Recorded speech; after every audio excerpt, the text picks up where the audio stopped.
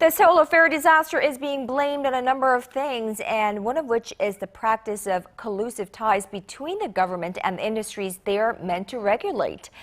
And while changes have been promised, they are being met with resistance from special interest groups. Our Ji Myung-kil explains. Retired bureaucrats in Korea have long enjoyed the luxury of finding employment in firms and organizations that have direct links to their former posts. President Park Geun-hye's first choice for new Prime Minister Ahn Dai-hee ran into trouble for that very reason, withdrawing his nomination last month after it was revealed he made some $1.5 million as a lawyer in less than 6 months, after retiring as a former Supreme Court justice.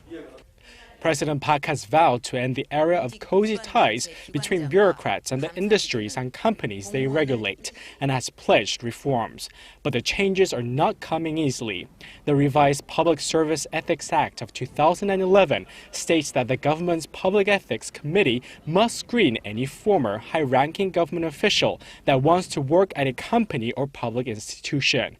But the act exempts lawyers, certified public accountants, and tax accountants from the screening process.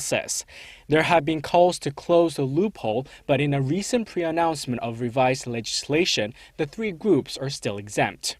The government needs to submit the revised Public Service Ethics Act to the National Assembly so that we can deliberate on it and make changes to the necessary clauses.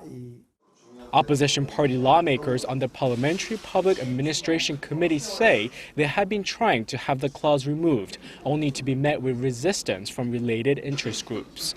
Although President Park had vocalized a strong will to end the close ties between the government and the industries they are meant to oversee, legislation that would impose greater restrictions on the practice remains in limbo. Ji Myung-kil, Arirang News.